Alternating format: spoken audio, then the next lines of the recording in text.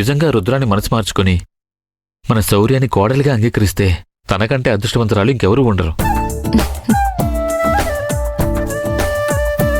అది మొదట్నుంచి అదృష్టవంతురాలేనండి. అరవింద్తో పెళ్లి చివరి నిమిషంలో ఆగిపోయి తనకి నచ్చిన వాడితో పెళ్లి జరిగింది.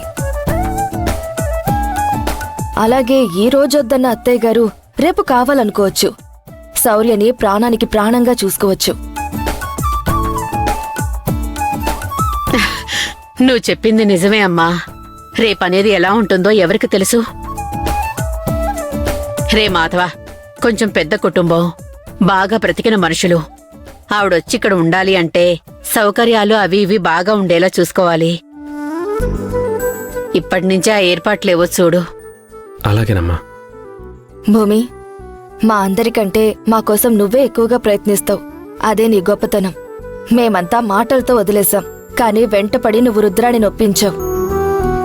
వదినా, మీరందరూ బావుంటేనే నేను కూడా సంతోషంగా ఉంటాను. ప్రయత్నించకుండా ఫలితం ఆశించడం తప్పు. ప్రయత్నించినప్పుడు ఫలితాన్ని ఇవ్వకపోవడం దేవుడి తప్పవుతుంది. కాబట్టి దేవుడెప్పుడూ తప్పు చేయడు.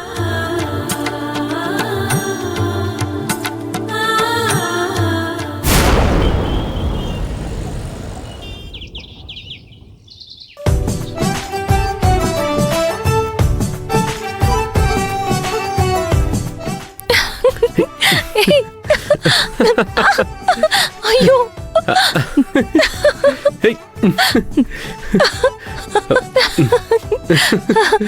ఎందుకో ఈ ఆనందం. మొత్తానికి శౌర్య జీవితం నువ్వు చక్కదిద్దావు. ఇన్ని రోజుల నుంచి అత్తారిల్లు అనేదే తెలియకుండా నా చెల్లెలు ఇక్కడే ఉండిపోవాలేమో. ఇష్టం లేకుండా సిద్ధార్థ్ మాత్రం ఎన్ని రోజులు ఇక్కడ ఉంటాడు అనుకునేవాడిని. ఇలా ఏవేవో ఆలోచనలు, ఏవేవో టెన్షన్స్, అవన్నీ తీసి పడేశావు. ఇంతకీ బాబా పాప? నాకైతే బాబే కావాలి. అదేంటి, అందరూ పాప కావాలంటారు కదా? నేను నీకు ఎప్పుడో చెప్పాను, నాకు బాబంటేనే ఇష్టం. మరి నాకు పాప అంటేనే ఇష్టం కదా. ఇవ్వాల్సింది నేను. నీకిచ్చిందే నేను.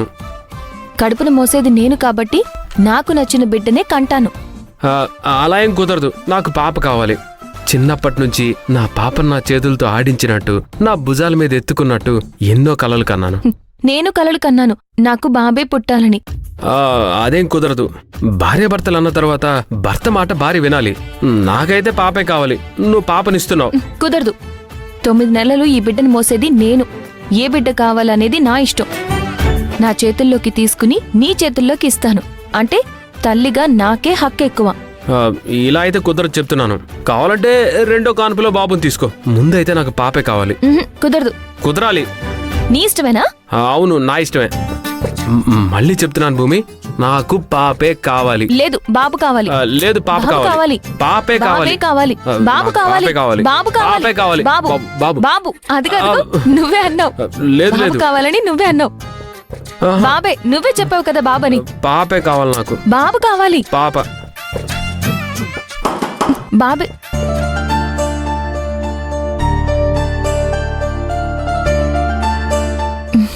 బావగారు, ఏంట్రా భూమితో గొడవ పడుతున్నావు?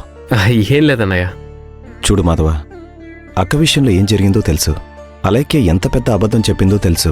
ఈ 2 బాధల నుంచి బయట పడేయడానికి అన్నట్టు భూమి ఇప్పుడు గర్భవతి అయింది. తనని ఏ విషయంలోనూ బాధ పెట్టద్దు. నేనెందుకు బాధ పెడతాను అన్నయ్య? ఏదో ఊరికే తమాషాకి కూడా తను ఇబ్బంది పడేలా చేయొద్దు. భూమి, నువ్వు ప్రశాంతంగా ఉండు. నీకు ఏం కావాలన్నా తెప్పించుకో. నీకు నచ్చింది తిను. నీకు ఏ చిన్న ఇబ్బంది అనిపించినా అక్కని తీసుకుని హాస్పిటల్కి వెళ్ళు. ఈ ఇంటి వారసత్వం ఇప్పుడు నీ కడుపులో పెరుగుతోంది. మేమందరం ఎదురు చూసేవాళ్ళమే. కానీ నువ్వు 9 నెలలు ఆ భారం మొయ్యాలి. ఆ బిడ్డను ఆనందంగా ఈ లోకానికి చూపించాలి. వీడేమైనా ఇబ్బంది పెడితే నేరుగా వచ్చి మాకు చెప్పు. నేనెందుకు ఇబ్బంది పెడతానన్నయ్య? నాకు పుట్టబోయేది పాపే కదా, జాగ్రత్తగా చూసుకుంటాను. అదిగో మళ్ళీ పాపే అంటున్నావు.